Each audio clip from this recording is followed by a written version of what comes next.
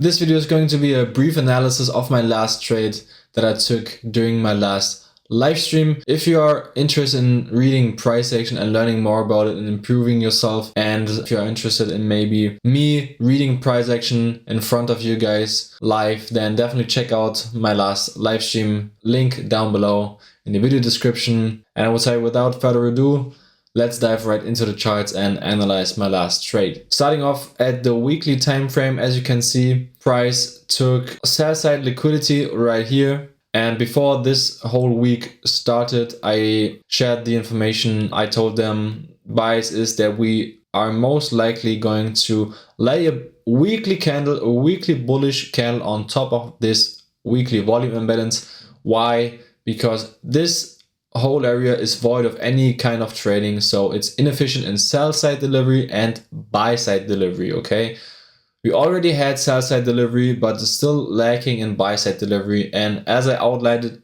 and predicted it beforehand in my free Discord channel, as you can see, the weekly candle closed above or on top of this weekly volume imbalance. So if you want to join my free Discord, then check out the link in the YouTube biography, and yeah, it will directly lead you to the Discord channel. So let's drop down to the daily time frame. As you can see, also obviously we took out here sell side, traded down into this wick, only were able to wick down but here to the low, but bodies stopped and closed above this midpoint, which is a bullish sign. We had a huge weekly gap opening, so new week opening gap here, trade all the way up higher, and this entire week started here on Monday. Okay, and on Monday, as I told you, bias is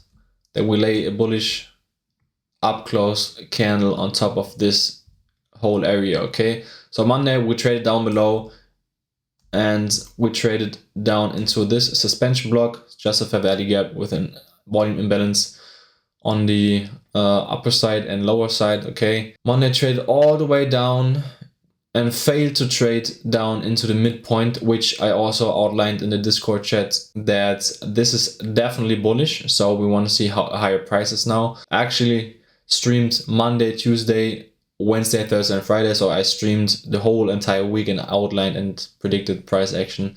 So if you're interested, definitely check out my live streams.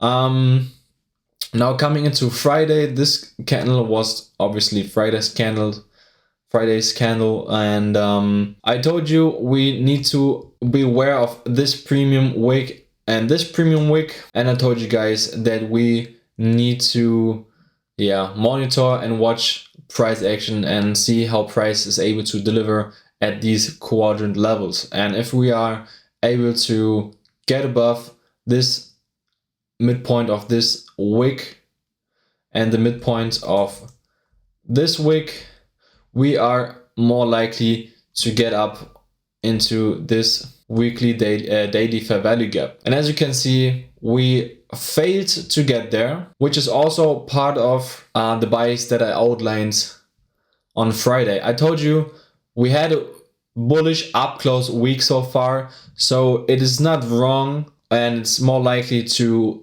anticipate TGIF as taught by ICT, which means thank God it's Friday. It's basically just a concept where he says you grade and put a fib on a weekly low and the weekly high, and what you will see is that price usually retraces down into 20, 30, or even as much as 40% of a retracement down into the weekly range. And as you can see, Friday's candle closed exactly at the 80% level, so price retraced down 20% into the weekly range, which I also outlined for you guys in the beginning of the stream on Friday, which is absolutely possible to expect TGIF, and it actually panned out and came to fruition. So yeah, but in the beginning of the stream I couldn't tell you guys if we are in fact maybe able to get up here or see TGIF, because I told you, okay,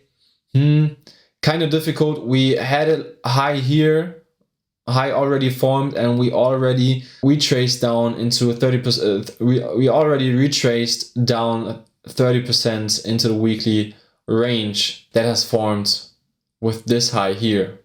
So my bias at the starting of the stream was kind of neutral, because we hadn't had really much information or enough information to tell you guys if we go higher or lower. So yeah, I was kind of neutral at the beginning, and I told you I would need some more information. So we just need to see how price is behaving and acting, and what kind of liquidity pools and information price is giving us later on during the 10 to 11 silver bullets time window. And this is actually what we did. Yeah, let's drop down on the 5 minute. As you can see, we manipulated Asia lows during pre-market 7 to 9 a.m. time window, and 9:30 opened right here. Okay, at 9:30 opening, we went all the way higher. Okay, had a nice little retracement, and then we rallied higher, failed to trade up into the daily fair value gap, which is here. Okay, so let's go back quickly to the daily, and let's grade this premium wick high, which is essential for the trade session on Friday. Let's go back to the 5 minute, or even let's go back to the 1 minute. This is what I was monitoring. I was looking at how price is able to trade around these quadrant levels of the daily premium wick. What is showing here is electronic trading hours, but if you want to trade New York session, you always have to also be aware of the regular trading hours chart. Okay, so let's switch to the regular trading hours chart. Okay, so this is showing regular trading hours, which means it shows the yesterday's 4:14 p.m. close and today's 9:30 opening. Open. So you have this opening range gap, which is a concept taught by ICT. So we just take the close to the open, and we note this gap. Okay, so you always want to be aware of this opening range gap and how price is trading at these levels. Okay, you can also put fib levels on it, but that's enough for now. Okay, so during the live stream, I was reading price action here. Okay, we had our first presented fair value gap here. That's the first presented fair value gap. Why is this the first percent fair value gap and not this one? This is just too tiny, and this is 9:30. So there's just a lot of rules that comes alongside with taking the 9:30 fair value gap. So taking 9:31 as the first percent fair value gap, that will actually definitely serve you well. So this one was too tiny for me. This is perfect. Okay, as you can see, price used it later on, where I also take the trade that I took live and outlined and managed during the end of the live stream. Okay, so what actually happened here? Why did I take a short instead of taking a long here? Okay, so as I told you, the whole week my bias was bullish, and bias was already kind of delivered on Friday, and I noticed that price was during the whole week was pretty bullish, and we had an up close bullish week without any retracement so far. So this is the reason why I anticipated TGIF. So I thought this is maybe rather a manipulation, or like kind of wants to trick people to go higher and higher. And I also saw many streamers get stopped out on a long, for example here or here. So yeah, I was just looking at the charts and seeing, okay, we are more likely to see TGIF. And my experience already told me that it rather looks like a huge market maker buy model, because as I told you, TGIF, this is probably going to be high, and we see a deeper retracement down into weekly range. We have obvious sell side liquidity here. The opening range gap was not completely filled, so we had a lot of high probability targets on the downside.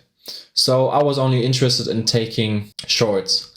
And as this high was forming, I told you guys, I'm not willing to take a short yet. I want price to prove itself. I want this high to be confirmed.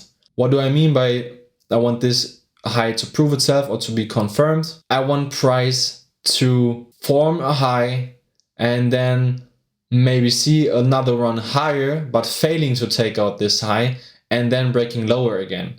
And this actually happens. And this is also something I told you in the stream.